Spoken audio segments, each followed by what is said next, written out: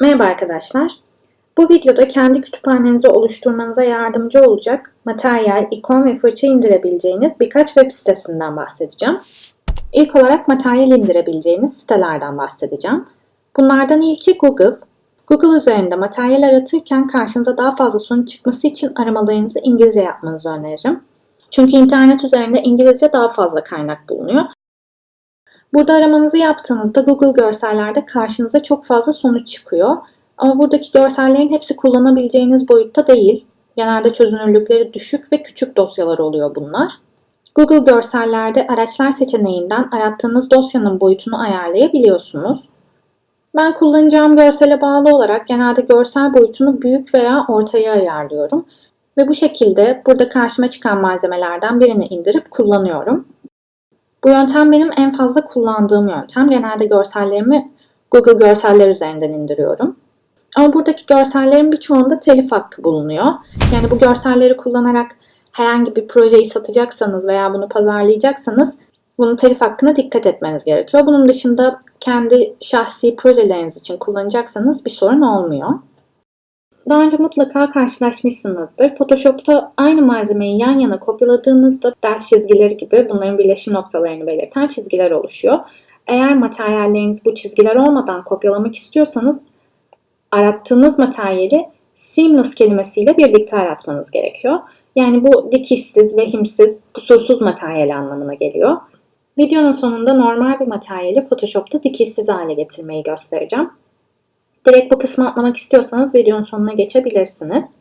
Bunun dışında Google Görseller her zaman istediğiniz sonucu almanız için yeterli olmuyor. Bunun için çeşitli malzeme sitelerini kullanabilirsiniz. Benim bu anlamda en çok kullandığım sitelerden biri textures.com. Bu sitede sonsuz malzeme seçeneği bulunuyor. Aklınıza gelecek tüm malzemeleri buradan indirebilirsiniz. Ben genelde Google'dan istediğim sonucu alamıyorsam ilk olarak bu siteyi kullanıyorum. Bu sitenin güzel tarafı hem çok fazla malzeme seçeneği olması hem de aynı malzemenin seamless halinin de bulunuyor olması. Ama burada malzemeleri genelde premium üye değilseniz düşük boyutuyla indiriyorsunuz. Ama bence düşük boyutlu dosyalarda gayet yeterli.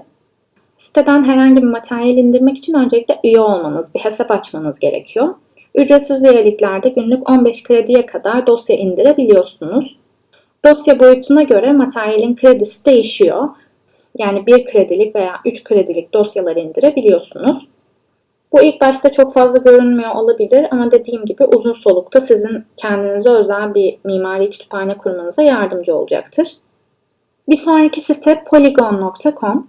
Bu siteden sadece materyallere değil HDR görsellere, fırçalara ve modellere de ulaşabiliyorsunuz. Aynı zamanda bir render sahnesinin haritasını indirerek bunu kullanabiliyorsunuz. Bu sitedeki görsellerin kalitesi çok güzel. Yani direkt olarak render sahnenize atacağınız görseller edinebilirsiniz buradan. Burada aramalarınızı bedava olacak şekilde filtrelerseniz karşınıza ücretsiz sonuçlar çıkacaktır. Şu an için bu sitede ücretsiz kullanımda günlük herhangi bir limit bulunmuyor. Sadece premium modelleri veya materyalleri indiremiyorsunuz. Bunun dışında buradaki bedava görsellerin hepsini edinebilirsiniz. Burada dosyalarınızı indirirken çözünürlüğünü 4K'ya kadar ayarlayabiliyorsunuz. Aynı zamanda materyalleri istediğiniz ayarlarla indirebiliyorsunuz. Yani buradan render ayarlarını yaparak materyallerinizi indirip kullanmaya başlayabilirsiniz. Sitede gerçekten yüksek kaliteli materyaller bulunuyor. Ve yüksek çözünürlüklü materyaller arıyorsanız bunları PBR olarak aratabilirsiniz. Bu dosyalar ışığın yüzey üzerindeki etkisini daha gerçekçi gösteren dosyalar oluyor. Bunların dışında açıklama kısmına ekleyeceğim siteleri de inceleyebilirsiniz. Mimari bir kompozisyon hazırlarken sadece malzemelerden veya yüzeylerden faydalanmıyoruz.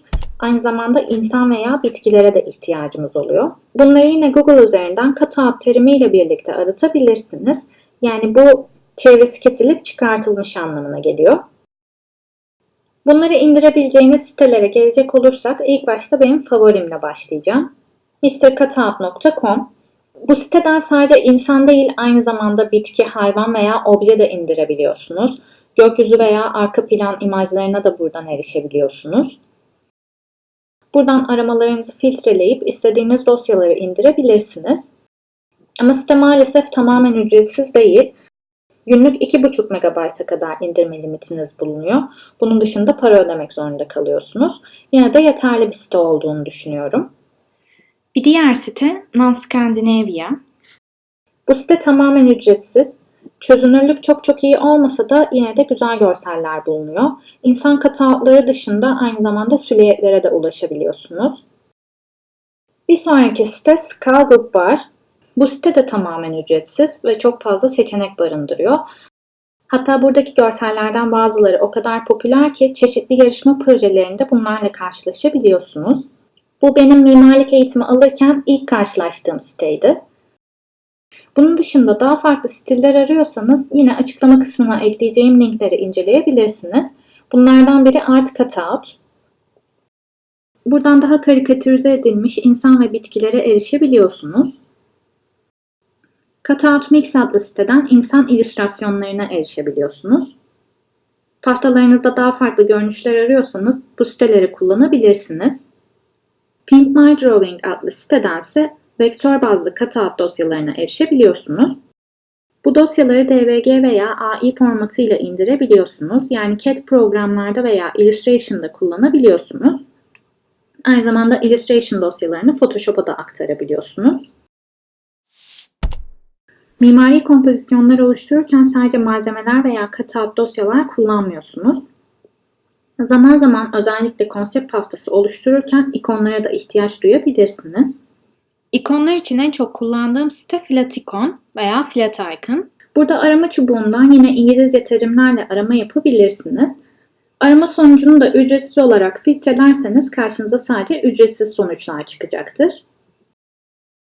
Burada istediğiniz ikonu seçip indirebiliyorsunuz, boyutunu seçebiliyorsunuz. Bunun dışında ikonlar için en çok kullandığım bir diğer site Freepik. Bunun da çalışma mantığı diğeriyle aynı. Bu site bir öncekinden biraz daha detaylı. Yine aramalarınızı ücretsiz olarak yan taraftan filtreleyebiliyorsunuz. Bunun dışında aramalarınızı çeşitli kategorilere göre de filtreleyebiliyorsunuz. Yani sadece PSD formatında dosyalar arıyorsanız filtrenizi buna göre seçiyorsunuz. İkon arıyorsanız buradan ikon seçeneğini aktif hale getirebilirsiniz ve karşınıza yine bu şekilde ikonlar çıkacaktır. Vektör bazlı dosyalar arıyorsanız da burada kategorinizi vektöre ayarlayabilirsiniz. Bu şekilde Illustration dosyaları elde edebilirsiniz.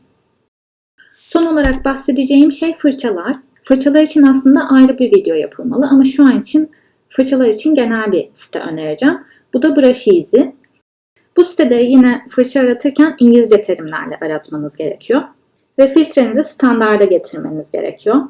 Bu şekilde karşınıza bedava sonuçlar çıkıyor. Buradan çeşitli fırça paketlerini edinebiliyorsunuz. Kendi tasarım zevkinize göre burada fırça aratıp projelerinize ekleyebilirsiniz. Ben genelde fırçalarımda bu sıçrayış veya dağılma efektlerini kullanmayı seviyorum. Bu yüzden aramalarımı genelde splatter veya splash terimleriyle yapıyorum. Buradan kendi tasarım zevkinize uygun olacak şekilde fırçalar indirebilirsiniz. Ayrıca her zaman Google'da bir arama motoru olarak kullanabilirsiniz. Google üzerinden de yine İngilizce terimlerle benzer fırçalara ulaşabilirsiniz.